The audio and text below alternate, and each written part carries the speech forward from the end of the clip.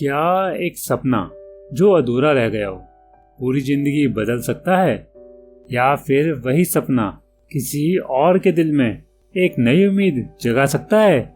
आइए सुनते हैं एक ऐसी ही कहानी जो एक छोटे से गांव से शुरू होती है और एक ऐसी लड़की से जिसके दिल में एक सपना था, सबके दिल को छू जाने का।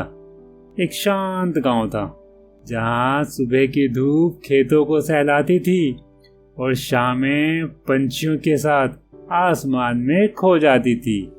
वहीं कहीं एक मिट्टी से सने आंगन में रहती थी राधा, 16 साल की मासूम मगर सपनों से भरी हुई। राधा की दुनिया बसती थी गीतों में, उसकी आवाज जैसे कोई बहती नदी जो हर पत्थर को छूती हुई गुजर जाती थी। गांव के लोग अक्सर कहते थे, राधा की आवाज में जादू तो है, पर इस गांव में गाने से क्या होगा उसका? यहाँ तो सिर्फ खेत हैं और खामोशी। राधा के पिता एक सीधे साधे किसान जो खेतों में मजदूरी करते थे, दिन भर की मेहनत, और फिर रात को थकी हारी तेल लेकर घर लौटते थे। एक दिन राधा ने हिम्मत करके कहा, बाबा देखना, एक दिन मैं शहर जाऊंगी और एक बड़े रेडियो पर गाना गाऊंगी।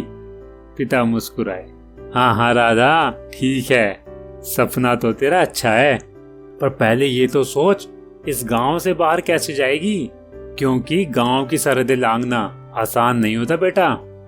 राधा के दिल में जैसे कुछ फूट पड़ा हो। उस रात राधा को नींद नहीं आई। चांद की रोशनी में उसकी आंखें चमक रही थी, जैसे आसमान से कह रही हूँ, मैं अपना सपना नहीं छोड़ूंगी। अगले दिन गांव के स्कूल में एक छोटा सा मेला लगा। राधा को एक मंच मिला गाना गाने के लिए। राधा ने बहुत सुंदर गाना गाया। पूरा गांव सुनता रहा, जैसे वक्त ही थम गया हो। तालियां बजी और गांव के लोग वाह वाह के उठे। तभी भीड़ से एक आवाज आई, बेटी। वो थी अम्मा, गांव की सबसे बूढ़ी औरत, पर सबसे चुप। अम्मा ने प्यार से राधा को बुलाया और धीरे से कहा, बेटी, मैं भी कभी गाती थी, मेरा भी एक सपना था जैसे तेरा आज है, पर जिंदगी के बोझ ने उसे मुझसे छीन लिया। तू अपना सपना मत छोड़ना। इतना बोलते बोलते अम्मा ने अपनी पुरानी चांदी की पायल राधा के हाथ में दी और कहा, ले बेटा, इसे बेच देना और जा, शहर जा, अपने ख्वाबों को पूरा कर। अम्मा की बात सुनकर राधा की आंख में आंसू आ गए, मगर दिल में एक नई उम्मीद जगी। उसने अपनी सहेली गीता और छोटे भाई मोहन के साथ मिलकर एक योजना बनाई। तीनों ने गांव के हर घर का दरवाजा खटखटाया, सबको राधा के सपने के बारे में बताया। लोगों ने भी राधा की आंखों में सपना और स्वर में सच्चाई देखी, और लोगों ने राधा की मदद करना शुरू कर दिया। कोई पैसे लेकर आया, किसी ने पुरानी किताबें दी और कोई तो पुराना रेडियो ले आया।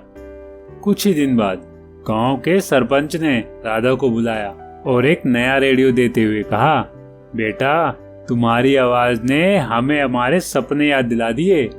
हम सब चाहते हैं कि तुम शहर जाकर गाना गाओ, और ये रेडियो पूरे गांव की ओर से तुम्हें उपहार है। कुछ समय बाद ही राधा ने अम्मा की दी हुई पायल बेची और शहर के लिए निकल पड़ी, अपने ख्वाबों को पूरा करने। वहां वो एक छोटे से रेडियो स्टेशन के बाहर पहुंची और बाहर से ही अपना गाना गाना शुरू कर दिया, पूरे मन के साथ। जैसे ही स्टेशन के मास्टर ने गाना सुना, उसने खिड़की से झांक कर देखा तो राधा बाहर बहुत प्यार से गाना गा रही थी। मैनेजर ने राधा को बुलवाया और पूछा, कौन हो तुम? राधा बोली, सिर्फ एक आवाज। और उसी दिन उसे एक मौका मिला। उसका पहला गीत रिकॉर्ड हुआ और कुछ ही दिनों में वही गीत गांव के रेडियो पर गूंजने लगा। जैसे ही गांव वालों ने वो गाना सुना, गांव वाले चौंक उठे, अरे ये तो अपनी राधा है। लेकिन कहानी यहीं खत्म नहीं होती। राधा फिर गांव लौटी। उसने वही रेडियो सरपंच को वापस दिया और कहा, ये लो बाबा, ये रेडियो उन बच्चों के लिए है जो मेरी तरह सपने देखते हैं। उसी शाम गांव के चौपाल पर एक छोटा सा कार्यक्रम हुआ जहां राधा ने फिर गाना गाया। गाना सुन के गांव के लोग झूम उठे और अम्मा की आंखों में एक चमक आ गई, जैसे उनका ही सपना कहीं ना कहीं पूरा हो गया हो। तो दोस्तों, ये थी राधा की कहानी, एक अधूरा सपना जो न सिर्फ पूरा हुआ बल्कि पूरे गांव में एक नई रोशनी ले आया। तो आप भी अपने सपने कभी मत छोड़ना, क्योंकि कभी कभी एक छोटा सा सपना भी आपकी जिंदगी को पूरी तरह बदल सकता है। आप सुन रहे थे अंतर्मन, जो आपको आपसे जोड़ता है।